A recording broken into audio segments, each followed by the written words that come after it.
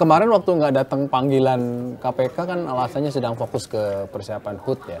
Ya, betul. Kan 10 Januari kita HUT. Tanggal 12 tuh ada Soekarno-Ran. Jadi ini kan biasa. Kita dari 2015 tuh kan setiap ada perhelatan partai pasti ada tersangka dari KPK nih. Oh gitu ya? Oh iya. Setiap Sejak 2015. 2015. Ya. Oke. Kalau ada kongres, ada rakernas, ada apa itu pasti aja ada yang Tersangka dari tersangka, PDI. pasti itu ada. Kebetulan atau? Iya, hanya mereka yang bisa jawab, saya nggak bisa jawab. Mereka kan saya bicara fakta ya, KPK dong. Mereka itu siapa? KPK dong. KPK. Ya kan misalnya tahun 2015 ada mantan bupati ditangkap, ya toh pada saat kongres. Untuk sebuah tindakan yang kemudian kita lihat Google aja, terakhir kali dia nerima uang itu hampir setahun atau 9 bulan sebelum dia ditangkap. Tetapi kan kemudian orkestrasi ada OTT nih di Kongres PDI Perjuangan lah. Kenapa nggak ambil 9 bulan lalu ya? Kenapa pas Kongres ini gitu loh? Iya, ini mirip-mirip kayak kasus Mas Hasto juga kan, momentumnya kan. Kasusnya dari kapan? Ya. Kenapa baru Dari Oh, kalau itu ada 2019. info yang menarik. Jadi begitu KPK dilantik yang baru, mereka sudah punya tugas? sudah punya tugas untuk supaya Mas Hasto segera tersangkakan, segera diambil. Saya ketemu orang Mabes Polri dan itu disampaikan.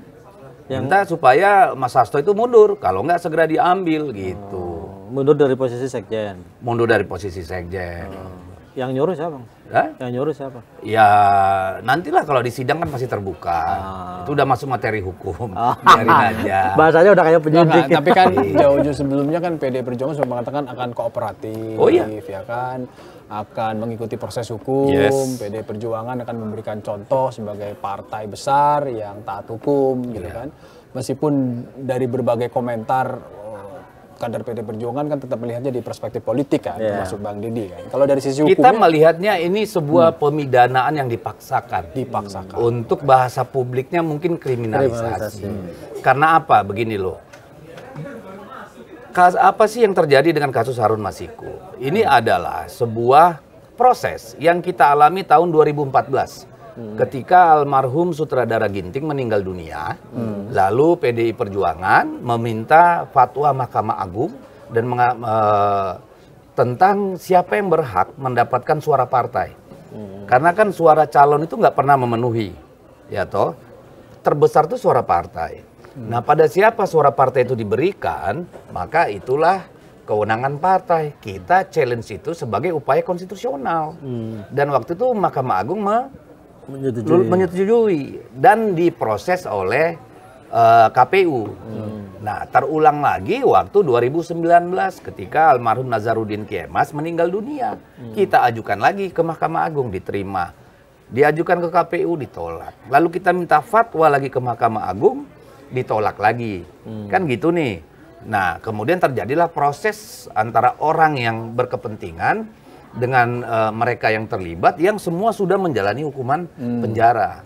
Pertanyaannya kemudian adalah kenapa kasus yang jelas-jelas suap, nilainya tidak seberapa, tidak merugikan keuangan negara, harus dipaksakan anggaran KPK untuk mengusut kasus ini sampai 5 tahun. Sementara pengaduan tentang private-nya Bobi Nasution misalnya, yang oleh si Roy Suryo dikatakan tuh yang punya ada hubungannya dengan judi online. Nggak ada tuh tindak lanjutnya gitu ya. Lalu kasusnya Bobi juga nih soal yang dari Faisal Basri yang menurutnya data KPK soal ekspor ilegal penyeludupan nikel. Nggak ada tuh tindak lanjutnya. Blok Medan ini. Blok Medan itu, ya. Itu ada fakta persidangan lagi itu.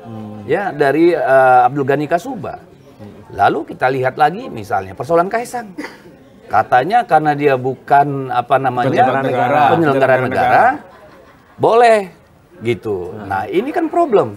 Berarti sekarang semua pejabat silakan kalau mau gratifikasi kasih anak atau istri. Karena bukan penyelenggara negara, kan bahaya banget tuh cara berpikir kayak begitu. Gitu. Nah, di persoalan Harun Masiku sama lagi. Ketua KPK bilang pada poin nomor 1, kenapa patut dicurigai ini sebuah kejahatan? Karena menempatkan Harun Masiku yang asal Toraja di Dapil Sumatera Selatan. Dia tidak paham konsep NKRI. Saya orang Batak, Sumatera Utara, tinggal di Jakarta, nyalon di Kalimantan Utara. Adian itu di Bogor. Dulu Bang Mindo di mana? Hampir 70% anggota DPR RI kita itu asalnya tidak dari dapilnya. Apakah itu semua kejahatan? Dan itu tidak melanggar undang-undang. Tidak Karena melanggar diperbolehkan undang-undang. oleh Justru itu menunjukkan konsep nasionalisme Iya. pemilihan anggota DPR RI. Tidak harus putra daerah. Kan gitu nih. Nah, dari situ saja udah kelihatan. Lalu tadi kan pertanyaannya, kenapa sih dikejar-kejar terus Mas Hasto soal Harun Masiku? Harun Masikunya aja nggak ketemu. Mbok harusnya anggaran negara fokus nyari Harun Masiku, kemudian dibuktikan bahwa benar, ya Mas Hasto itu pengen banget si Harun Masiku masuk DPR, padahal nih orang dulu dari Demokrat dan baru kenalan setelah dia masuk PDI Perjuangan. Kenapa ini dikejar-kejar terus? Kan wajar dong kita mengatakan bahwa ini ada sesuatu, ini ada kriminalisasi di sini.